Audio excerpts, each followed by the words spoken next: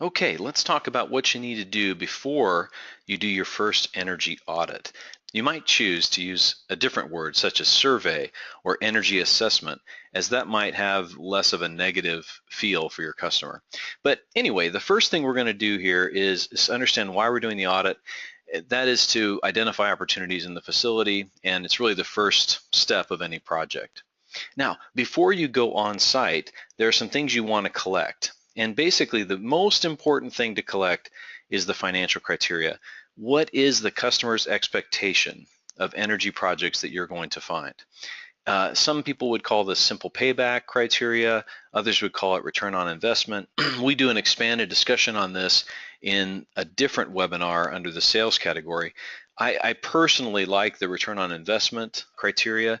If someone says that they're looking for a 30% return on investment, that's roughly a 3-year simple payback. But I like the return on investment concept because people can compare that to their 401ks, et cetera. However, a lot of your customers are going to choose simple payback criteria, and that might be 3 years.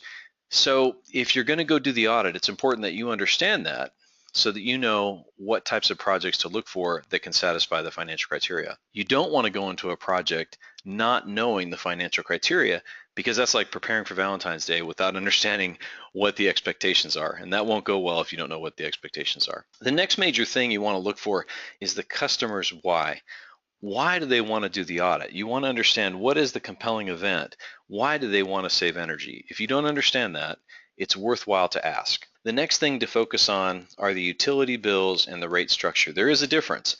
The utility bills are important because that kind of sets the upper limit on the potential for energy savings. In other words, if they're only spending $1 million in energy, you can't go save $3 million in energy. You could have savings in maintenance and other benefits, but in the utility budget, the utility bill sets the upper limit. Now, the rate structure is very important because that's the whole future. In other words, will they be charged going forward? And it's very important to understand that. If you don't understand the rate structure, it's basically like trying to go on a diet and not understanding that eating chocolate cake is a bad proposition.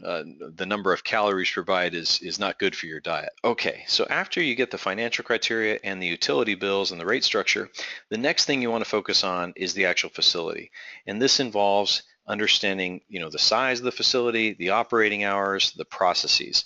What are they doing in there? What is important? What's critical? What are the ins and outs from an energy standpoint? Then you want to understand the age and the type of equipment. Do they have chillers, boilers, compressors, etc.? Lighting is an indicator of the progress they've made in energy efficiency thus far. If you go into a facility and they have 40-year-old lights, they probably are going to have opportunities in boilers and chillers as well, because if they couldn't take care of the lights and the lights have a 5-year payback or less, it's unlikely they would undergo more serious energy conservation measures. So lights can kind of be a proxy or a bellwether for whether a facility is up to speed or not. If they've done some previous audits, you really want to dig through those audits and understand, hey, why didn't you do this idea?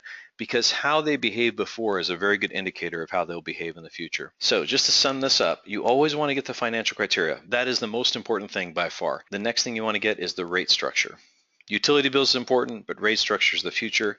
And if the utility prices are going up or down, you want to know that. And then finally, the facility details. But if you get all three of these things, you're going to be well on your way to preparing for a very, very productive site visit. Now, there's other things you can collect, but let's just say this is a good starting list before you go on site.